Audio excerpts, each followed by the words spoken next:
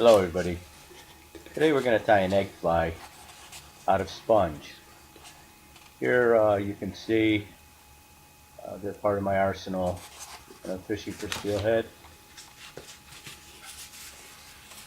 And here's another selection. These are all made out of sponge, and this video is going to show you how I do it. They're very easy to tie. This is the hook I prefer, Eagle Claw bait holder hook.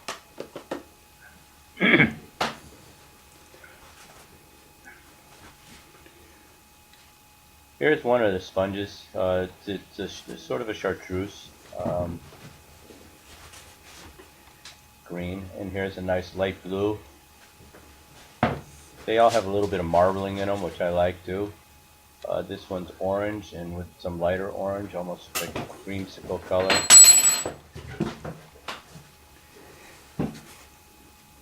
This is a Nerf ball, nice salmon egg color.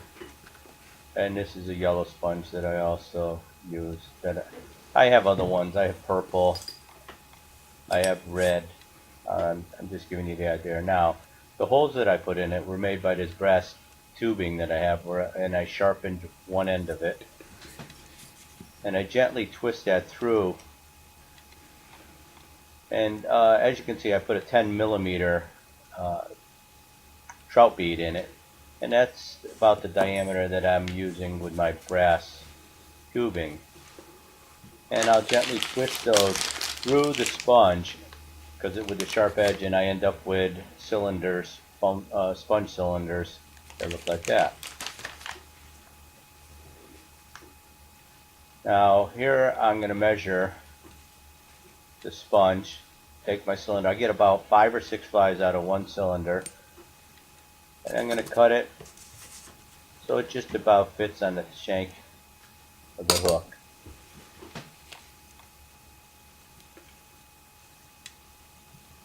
Now I'm going to take my hook out of the vise and I'm going to thread this on through the center, just like the old days we used to thread worms on the hook.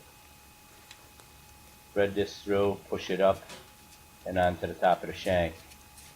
And I just twist it a little to make sure it's free of those barbs, the bait holder barbs that are on top. And I like those. I'll show you at the end what they do. They help hold the sponge into position, actually. Now I'm going to attach my thread. I do this with different color threads. Right now I'm using black, but I will use a bright hot spot color when I do this. And I'll just pull that sponge back and wind back a little bit onto the shank. Then the excess.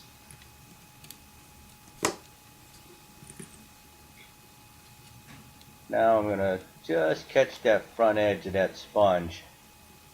And this does a couple things. Anchors it to the shank, and it also rounds off my front portion of the sponge to look cylindrical like an egg.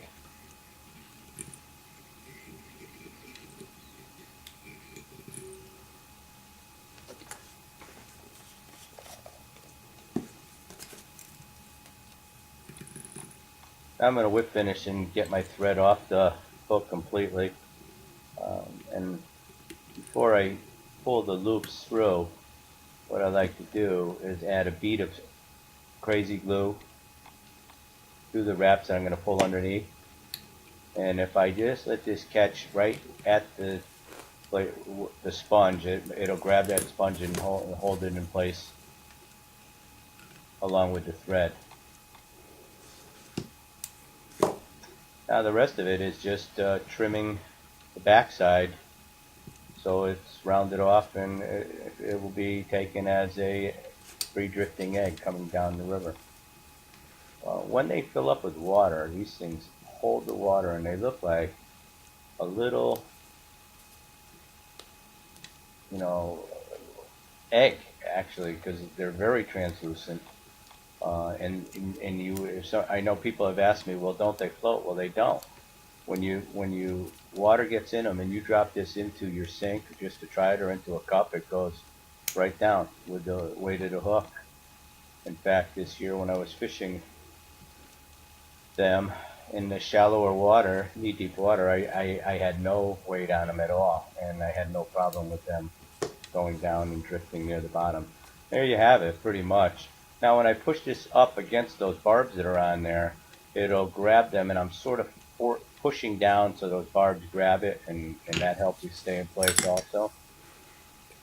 And then when I take it out, I'll trim a little bit. Now here's what we have in comparison to 10 millimeter, pretty close in size. Maybe I trimmed a little bit too much off, but it's very close. And that's how I do my sponge eggs. I hope you enjoyed it, and I hope you can use this.